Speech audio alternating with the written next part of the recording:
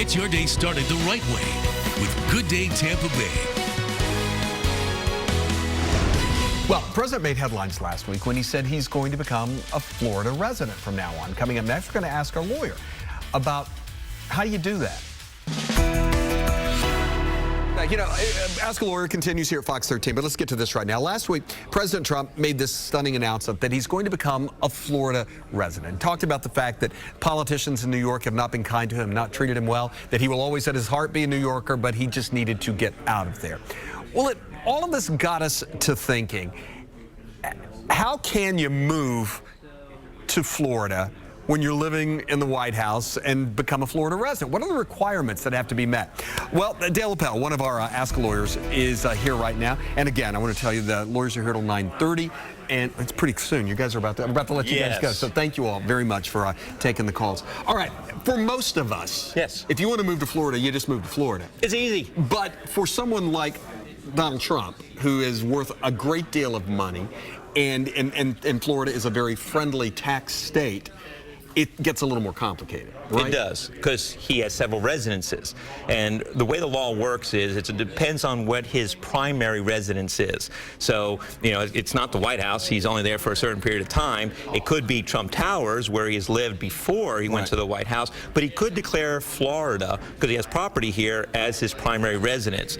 But he has to prove it. So the steps he might go through in order to prove it are things like he can declare Florida his domicile. That's one thing he can do with the clerk of court. He can register to vote in Florida. He can change his auto registration. He can make sure that his sources of income are Florida based. All sorts of things. The more things you do to sever your ties with the state that you were at, even though you maintain a home there, and declare Florida your resident, the better it's going to be if the state of New York comes back and says, we think you're just trying to run away from taxes, so we're going to tax you anyway. I'm wrong about you. I've been wrong about something. I thought that if in a situation like this where there's a lot of money involved, that, or maybe just anybody, if you're going to declare Florida as your home, you have to live here for 6 months out of the year. That's not necessarily the case, is it? That's not necessarily the case, because there's no law that says that.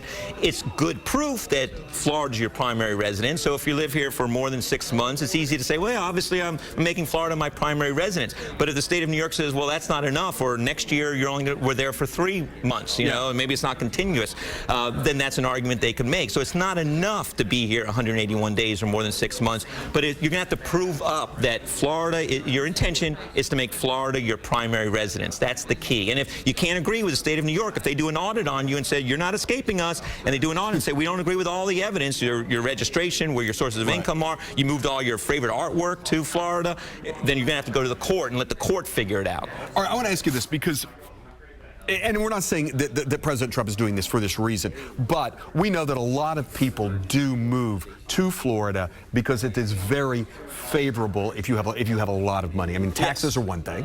Yes, state tax, and we don't have a state tax here.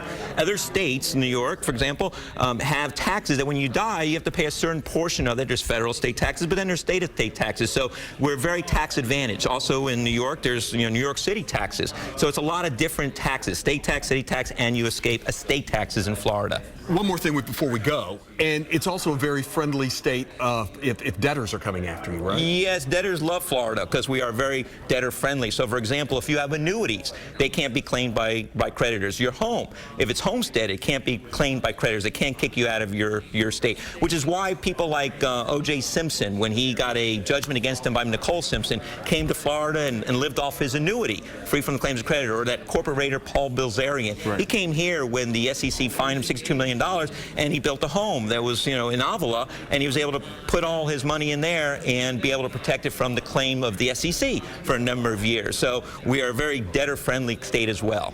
Hey, good job, man. You're welcome. Got it all in. Good to see you, as always. Again, they're here till 9:30, taking your calls, free, numbers at the bottom of your screen, anything you need to ask if you want to move to Florida. If you want to know, and you want to know if you can get away with it, they can tell you all about it. Hey, good to see you, my friend. Good to see you. Thanks, everybody. Dave.